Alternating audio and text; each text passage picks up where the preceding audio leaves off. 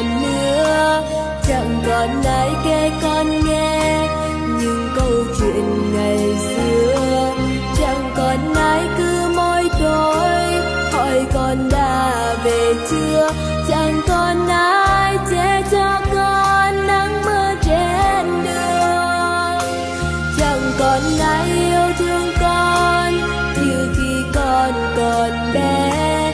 Chẳng còn ai sẽ quan tâm và đưa đón lúc tan trường.